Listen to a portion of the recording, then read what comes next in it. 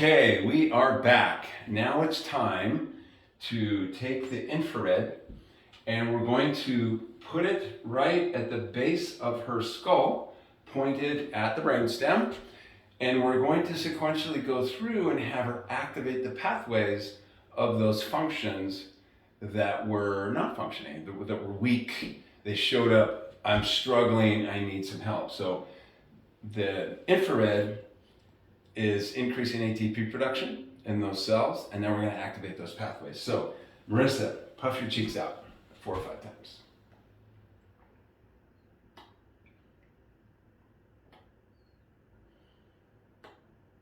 Okay, now we're going to do the glabellar reflex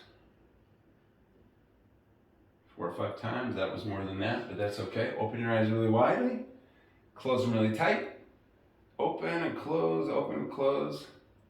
Again, she's activated, she's using those nerves which come from the brainstem, from the parasympathetic. Okay, now, just going to gently recalibrate the carotid sinus for blood pressure regulation. That's where a lot of that happens. And take your index thumb, rub your eyeballs through your closed eyelids. And this one is a little bit, this next one. Okay, now swallow.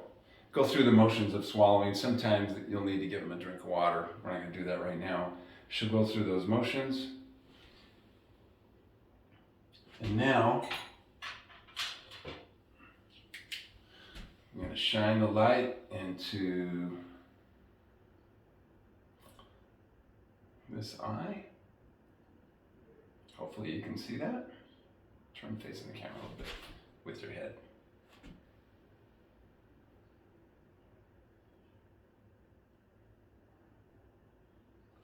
All right, and now, the moment of truth.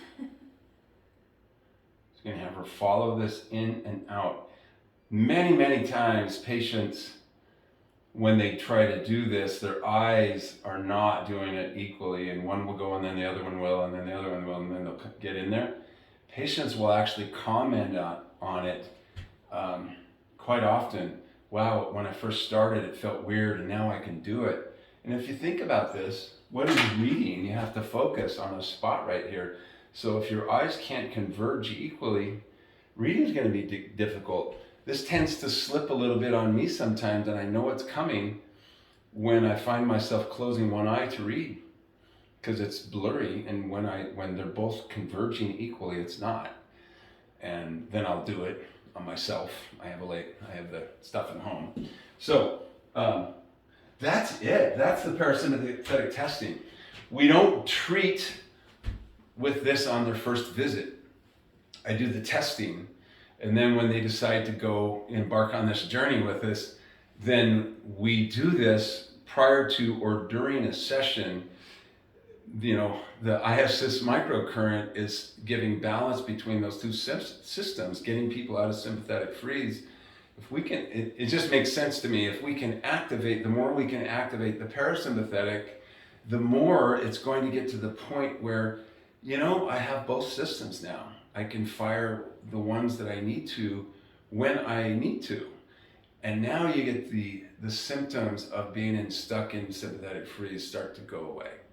So that's how we do it in our office. I hope that helps you and helps you in the future with your clients or patients to get them out of sympathetic freeze. If you have any questions, you have my email now from the presentation. So good luck. And if you want this form, you can send me your email at dr initial J Harmon, drjharmon@gmail.com.